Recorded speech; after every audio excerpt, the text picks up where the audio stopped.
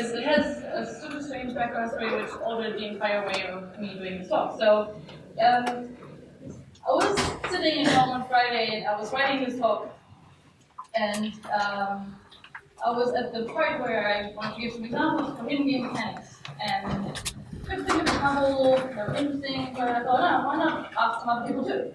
So I went to Twitter, and I hashtagged game design and game developers, and I asked them, hey, other game designers, tell me about all the cool hidden game design mechanics that you know.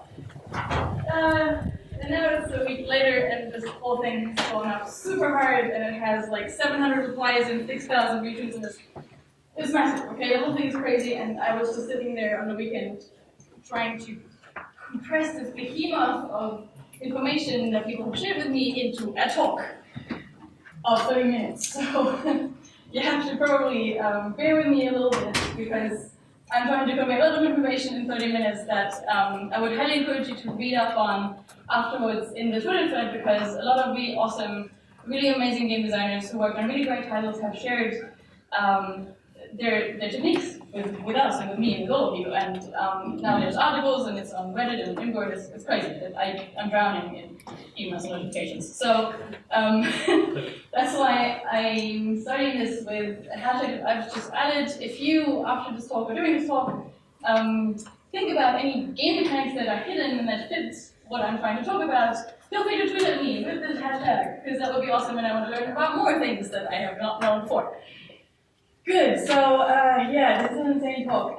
A small disclaimer maybe before, if you are more on the I'm a gamer side, and if you like your games, I will probably spoil a couple of them for you, mainly because a lot of the mechanics that I will talk about are not necessarily visible, because that's why it's called hidden game mechanics, right? So I promise you that I will not ruin games for you. No one can ruin games for you. But just a disclaimer that some of the mechanics might be a little bit confronting, okay?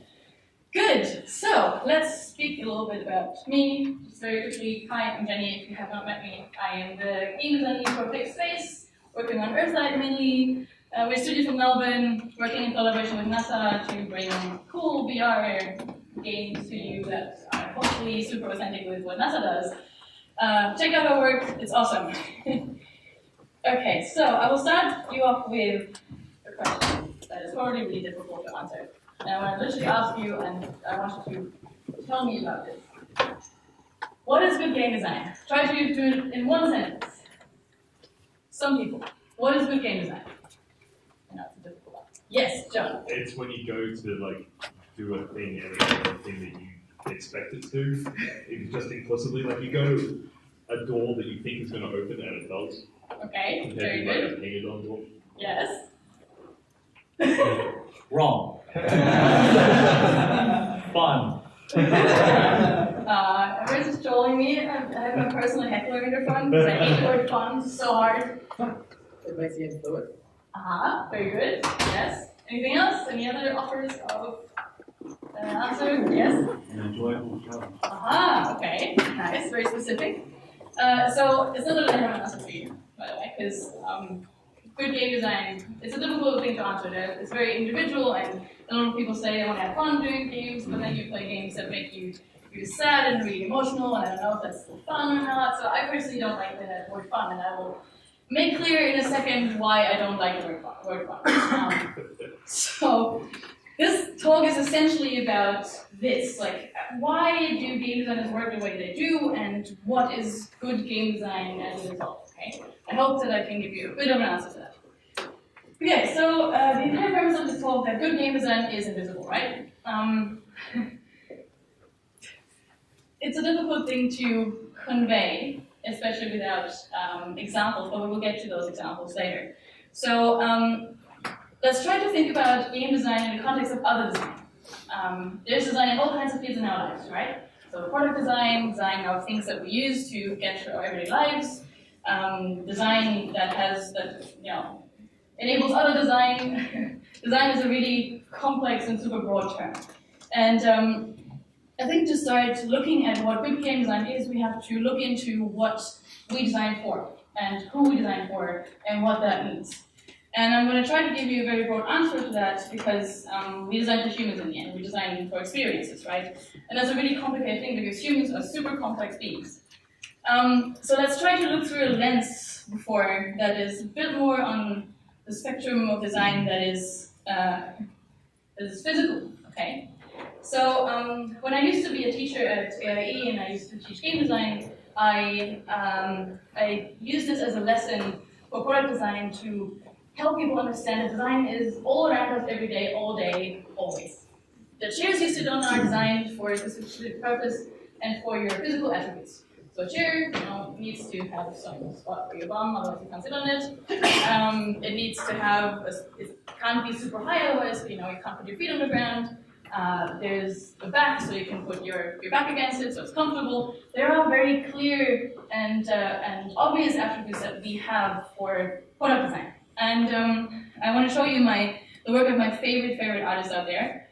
Her name is Katrina Kamprani, and she designs physical objects that are usable but slightly off from what is nice design. And she made 3D renderings of those designs, and the series is called Uncomfortable Design. And I will warn you, those pictures will make you very uncomfortable.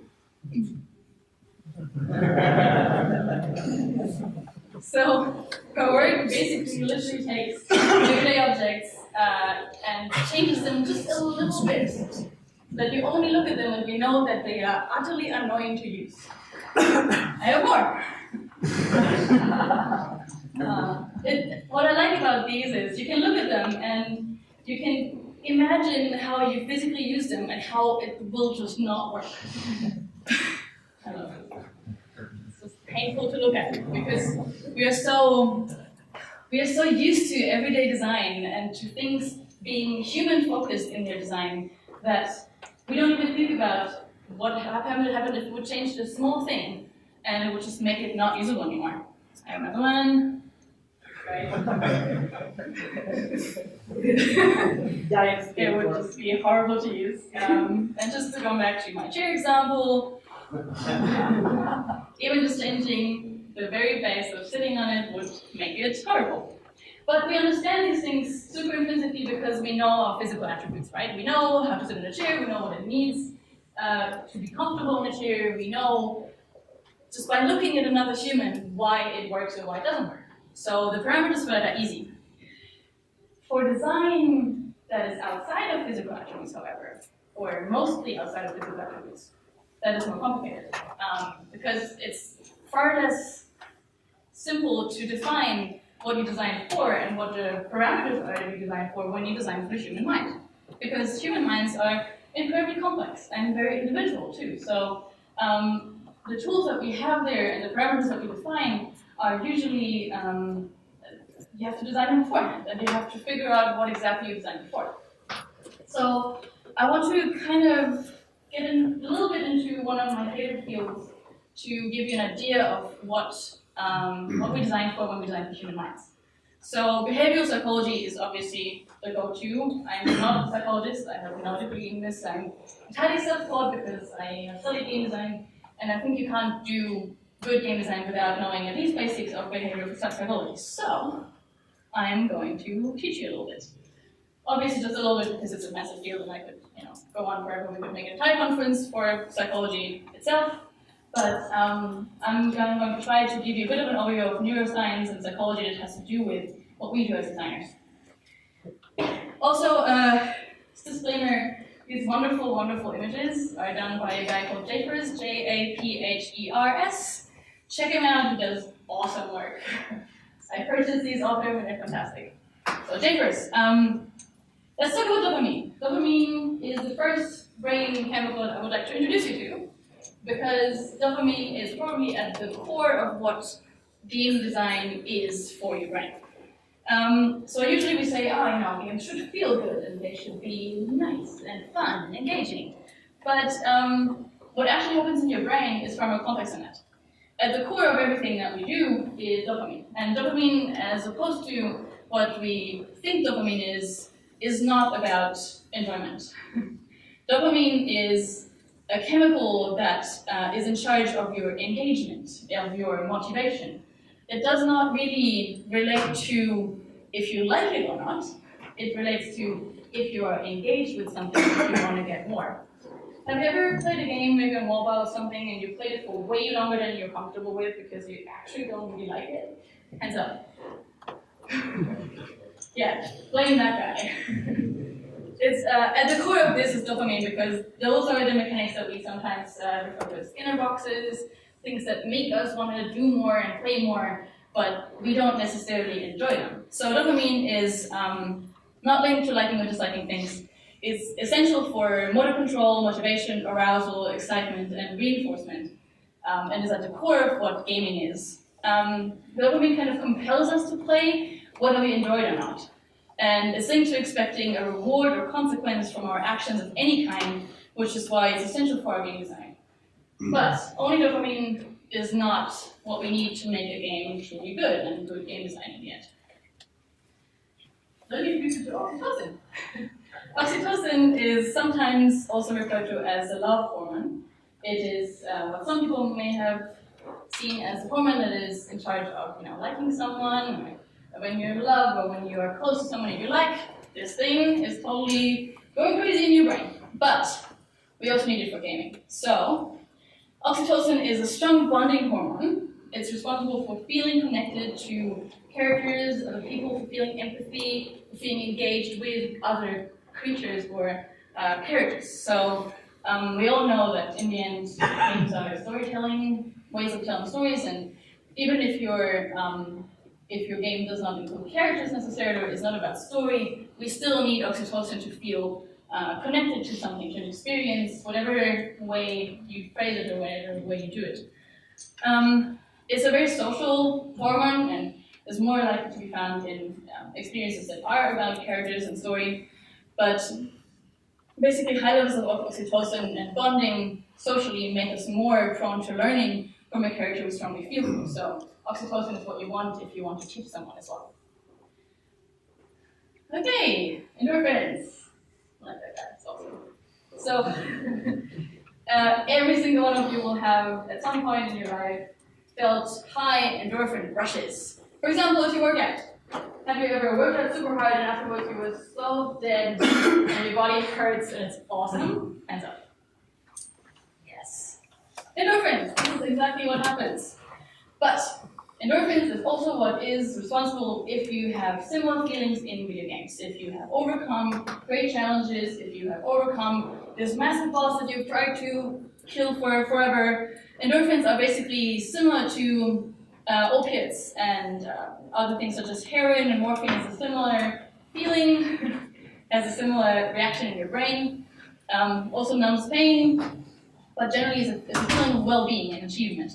What is important for endorphin is that it needs to be linked to autonomy, so we will never feel endorphin rushes if we don't also feel accomplished by ourselves, so we need to feel that we have done it ourselves, okay? This is what you can use in game design. So yeah, agency is key. Having players make their own decisions or presenting the illusion of it is essential for endorphin highs. Okay, last one. Serotonin. So serotonin is a bit of a weird one because it's a little bit out of the ordinary because it's not its own brain chemical that does its own thing, but rather it's more like a support character for the others. It's known to be a feel-good chemical, but in reality it's more like serotonin is responsible for making us feel the highs of endorphin and dopamine. So it's plugging dopamine and endorphin into the receptors that need it to actually get to our brains and to make us feel good. It's also, it can't function without the others, and if we have high levels of it without the support of other chemicals, in our brain, serotonin is what is responsible for feeling frustrated or irritable or depressed. And if you've ever felt this in your game, that serotonin at work without the others. Okay? Cool. So, why is it important? This is essentially what is at the core of most games that you will ever play. These are all represented in different heights, depending on what game you play. Some games are more about accomplishment of ego than others, some games are more about reward, some games are more about intimacy. But essentially every game you ever play has some mix of these represented in what they do. And good game design knows how to use all of these principles to eventually give you a good experience. So this is what good design is using all of these principles and using all of these feelings to orchestrate what a game is like. Let's see what the game was. Cool. There's more to it though. For designing for humans, we have to consider the following. Humans are inherently horrible at guessing numbers, chance, percentages, anything to do with numbers is really bad. Even if you get numbers, like, you're gonna be intrinsically bad at guessing chance. So, for example, if I give you a 50% chance of hitting something, and I show you that you have a 50% chance of hitting something, you will expect that at least 1 out of 2 times you will hit. Even though mathematically, it's quite likely that you will twice in a row not hit. But our minds are wired to feel treated unfairly with an actual 50% chance. So most 50% chances in games that you encounter aren't actual 50% chances. They will be higher chances, like 75 in the back end, or will go up over time if you did not hit. Okay? That is true for almost every game you will encounter. If people come for play, they are here to be tricked. People are hardwired to be tricked into an experience that they want to experience because that's deeply human. So you come for play, it's exactly what you want to do. And you need to, at some point, arrive at a point where you give players what they need and not what they want. I don't know if you've ever been in a situation where you had people in your forum requesting, asking you for specific tasks or specific features in your game that you just look at and you're like, no, it's impossible to do, or that would be ridiculous. Or, sometimes people don't really know what they need and will ask you for things they want that you don't think are good for your game. So, let's talk a little bit about how design is alive. And this is about the Twitter thread. So from here onwards, we're going to go over some examples that Twitter has given me that might make you upset. But okay, let's try it. So here's the Twitter thread. I started with this one. This is an ugly number. It's now at 6,000 likes. It's massive. The whole thing's crazy. So I started out with this thing, asking them about some brilliant mechanics in games that are hidden from the player to get across certain feelings. And I made an example. Example number 1. Assassin's Creed and Doom. Clarifying, this is Doom 3 and onwards. Please don't get mad at me, and people get mad at me a lot for asking if that's Doom 1 or not. This is Doom 3 onwards. They value the last bit of health as more hit points than the rest of it to encourage a feeling of just surviving certain fights. So essentially, what these games do is the first bit of your health will deplete far faster than the last bit of health, because in the back end, it's worth more hit points, the last 10% or so, than the other bit. And the purpose is to give you a feeling of, I just made it out. I'm so skilled that I just made it out of this super hard fight that I was just about to lose. And this is super common. So there are plenty of other games that do this. Full health quiz from Bioshock. Actual dead from Bioshock. In Bioshock, if you would have taken your last point of damage, you instead were invulnerable for about 1 to 2 seconds, so you get more ready survive moments. Same thing. Exact same mechanic.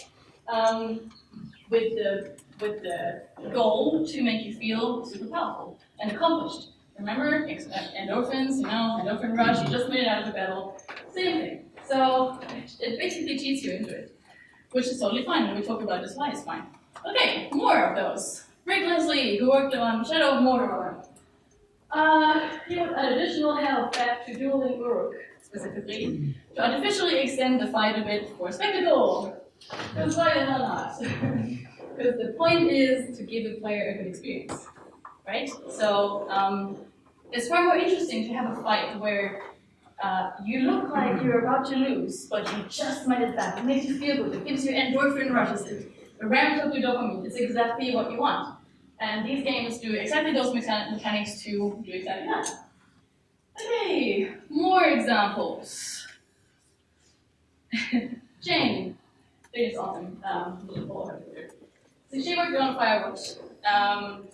you probably have noticed this is not super hidden, but in Firewatch it's a bit more clearly hidden compared to the Telltale games. So in Firewatch, a player not responding to dialogue prompts is a notice choice. So in Telltale games, you had it as an actual dialogue option, which is like 3 dots, and the game tells you that that's a valid option to take in dialogue.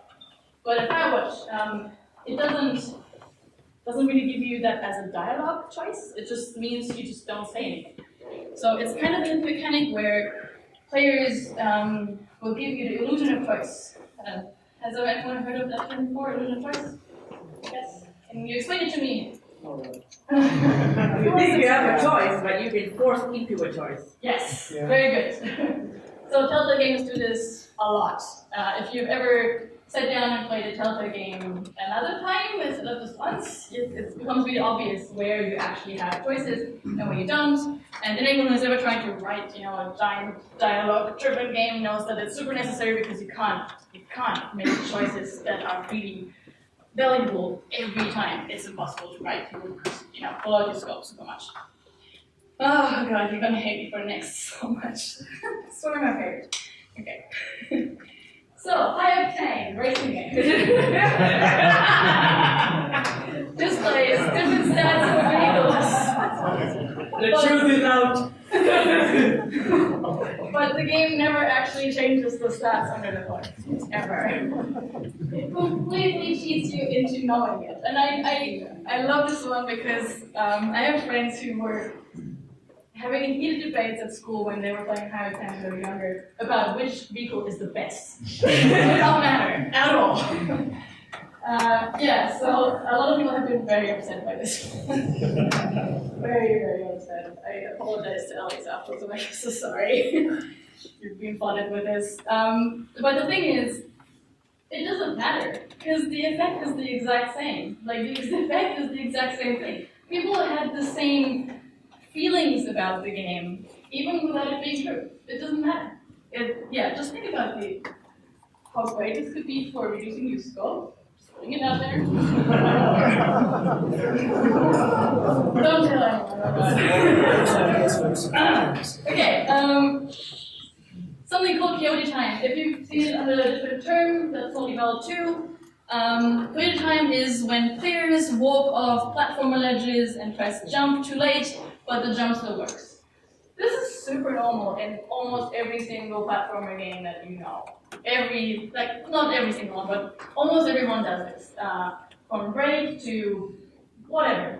The only games that don't do that are, I think Super Mario doesn't do it because it has an accelerator when you run, so it doesn't really need it. And Super Meat Boy doesn't do it with ledges, but it does it for walls. So it's super normal because people are bad at judging how far away things are and when to jump, and especially when it's like a high pressure game. You need coyote time in most platforms that you will ever make to make it feel good. Have you ever played a student project where it didn't have that and it was really awkward for the first couple of times? Coyote time is super, super normal. Two.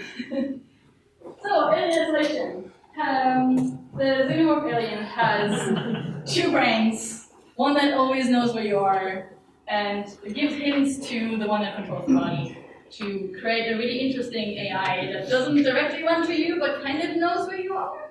So, if you've ever felt super cheated by the alien, the xenomorph in this one, and felt like it knows where you are, it totally does. Oh god, people are really thinking that one too. Ken and Ryan replied to it, telling us that the first shots from enemies against you in Bioshock always missed, was absolutely fully implemented. Why is that? So, Ken and Ryan implemented it because people don't like to be surprised. People hate when they don't know why they died. That's why Dark Souls games are super, super obvious why you died. It's really clear what you did wrong. The first shots in Bioshock always missed to avoid you getting out of the blue and just die without knowing what's going on. I've added 2 more just because I wanted to have them in there, but no one replied with them. I'm playing Hellblade right now, so I love Hellblade. The game only once breaks its super diegetic UI, and UX to let players know of the potential permadeath. That it's totally a myth. Like it has been disproven to be actually a thing, but it affects the emotion and playstyle. So the game tells you that you have permadeath in the game, but I think PC Gamer or something has tried to die 50 or 100 times and it never actually did anything. It doesn't matter because I play Hellblade, I'm terrified of dying. I'm so terrified of dying that, I don't know, I'm great at the game all of a sudden. Usually I'm not, but yeah, this one is great. So, I wanted to also include this one, because it's called rubber banding. Probably heard of that one, probably the most well-known one. NPC drivers in games are required as well as power-ups. When players are falling behind, it's referred to as rubber banding. So rubber banding because the game tries to just keep the pack together because it makes the game more interesting when you are not racing alone in first position or in the last position. You want to have the conflict, right? And plenty of multiplayer games actually do things like that to create interesting conflict and interesting situations between players. Yeah, for any more game design mechanics that are hidden, just read the thread and take an hour or so because it's a lot of them. A lot. But they're all amazing and you learn a lot. It's a fantastic thread with amazing people contributing to it. If you have other examples, just tweet at me with hashtag hidden design because I would love to hear more. It's awesome. Okay, just to summarize, because I'm super late. I'm sorry. So frustration needs to be avoided because frustration is not fun. I'm saying fun, but yeah, frustration is not cool. No one likes frustration unless players know how to improve. This is a really important one because you have played frustrating games before, right? Or the games that play with your frustration is very more accurate, like Dark Souls. Dark Souls is a really difficult game, but it's okay to play with frustration if players know how to improve. So the fun or the interesting part of it is not that you die a lot, but that you get better over time and that you set through it, basically. Whether or not a choice is real or perceived does not matter. Octane is the best example for that. It doesn't matter. If it's true or not, it doesn't. In the end, all you need is for the player to believe you, and that you have built an experience where the player wants to believe you, okay? So it has to be consistent. And then there's this. Humans are deeply, deeply geared towards wanting to be free. And yeah, people were very upset about this when I talked about this on my Twitter account because it's a confronting thing to hear. But there's something called the fundamental attribution error. It's a psychological principle which describes our tendency to explain behavior based on internal factors while we underestimate the influence of external factors. It's the same principle that you encounter when people have no empathy with homeless people, for example. We always like, that person is lazy, that person is not good enough, or whatever, and doesn't want to find a job, without factoring in external factors. It's an underlying psychological principle that will make us believe that if we are great at a game, it is because of internal factors instead of external factors. That's why it's so confronting to hear this stuff. I'm sorry. I want to end this by using this wonderful Prestige quote. The magician takes the ordinary something and makes it do something extraordinary. Now you're looking for the secret, but you won't find it because of course you're not really looking. You don't really want to know. You want to be fooled.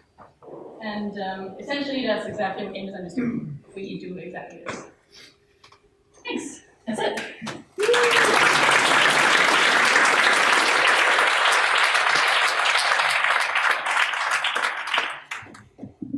Do we have questions? Yeah, totally. Fantastic. Questions, or tell me about your mechanics. You say that whether an experience or mechanic is true doesn't really matter.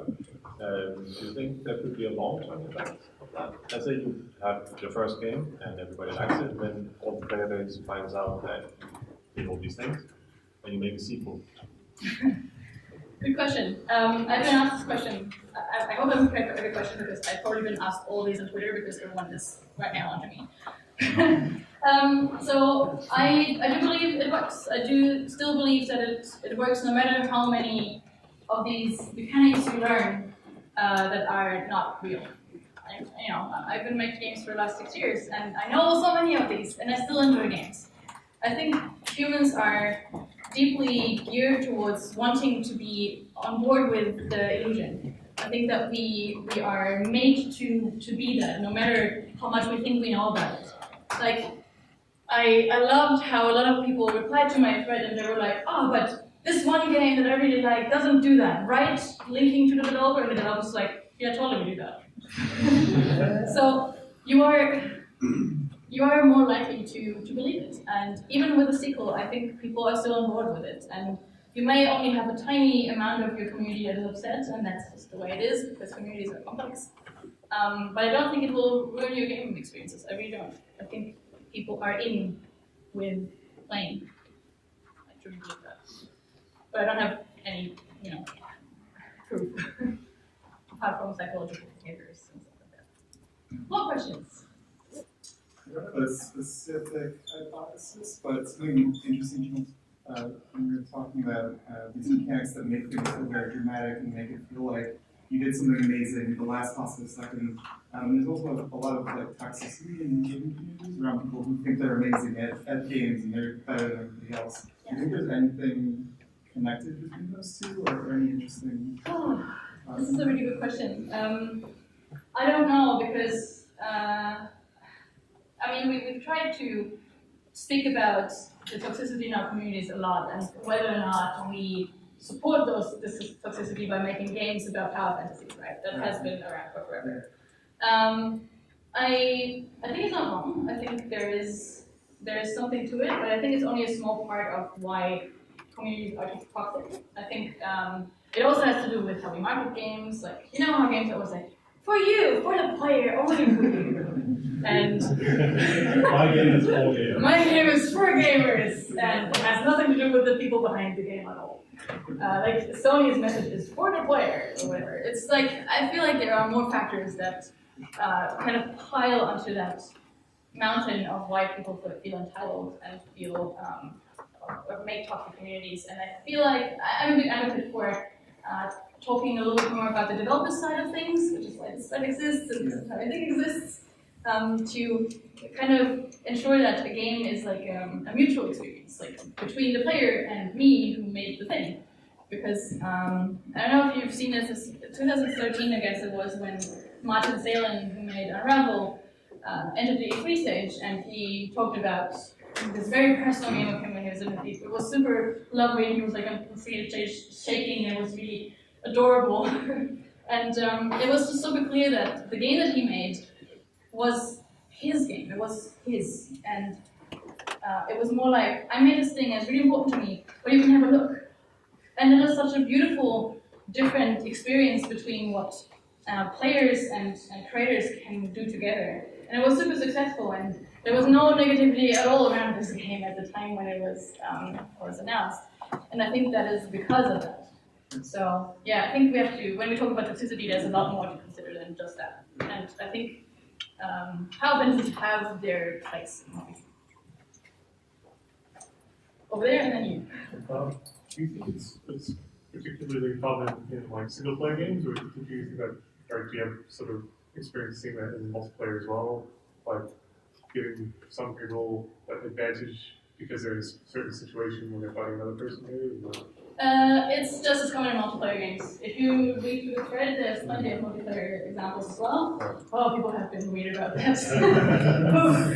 Because we have, or especially players have the idea that multiplayer games are like the highest virtue is being fair, right?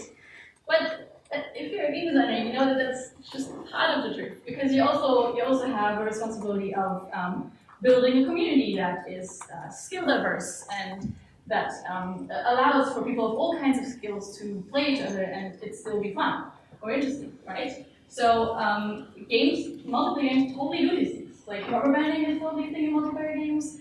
I can't remember which game it was in the thread, Jesus, where the developer said that 90% of the people playing the multiplayer version of their game would leave if they wouldn't have a kill straight away. So they just buffed them. Like, I think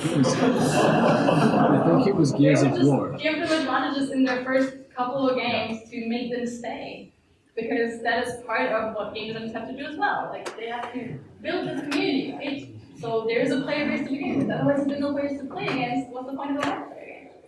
So yeah, I think the reality of it is it's more complex than that, than just fairness. So yeah, read through the thread. There's lots of stuff in it. What's another one? Sorry, you. Rubber banding, I think, is an example of what I'm thinking of.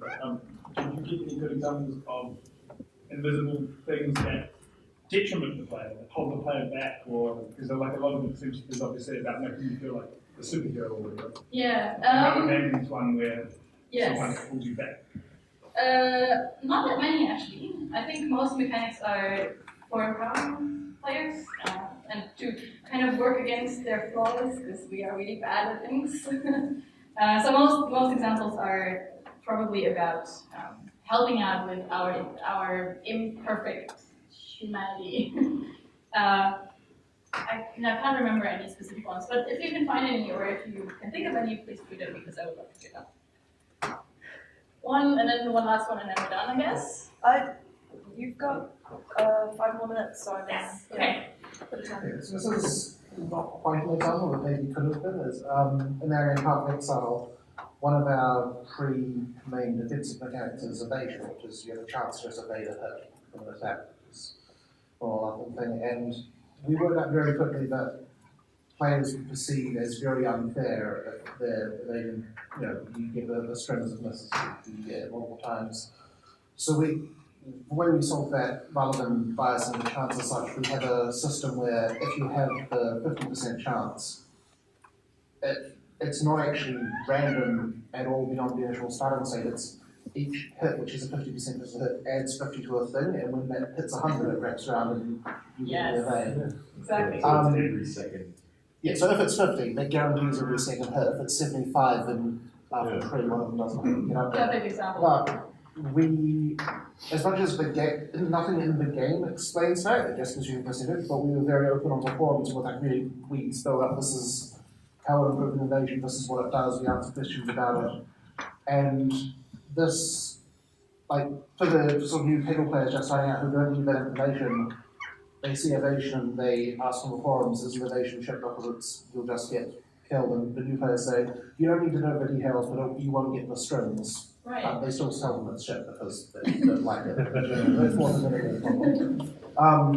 I'm just interested if you have an idea of what kind of effect you think that has on player perception, like they're being open about can that be more useful, or is it detrimental potentially to let the players see behind the curtain on some of these things? This is a fantastic question, and I've been kind of wrestling that one specifically in the last couple of days because I get it a lot. Yeah, I've read the Twitter thread with some of the responses. I think in the end, it's I would not want to tell any game designer like one or the other. I don't think that's fair, and I don't think it makes sense because every game is different, every game has different goals, and every game has different audiences and different community work, and so on and so on and so on. Like, not every developer, for example, has the time or the energy or the resources to even communicate that much with their players. Yeah. That is a privilege, and if your studio is big enough to do that, that's awesome. But I would also like to educate players on that. So, for example, Objects in Space, the game that I'm working on, we are only 4 people. It's impossible to be on our forums all the time because otherwise we would just be on forums and never make a game. So I think it really depends on your game.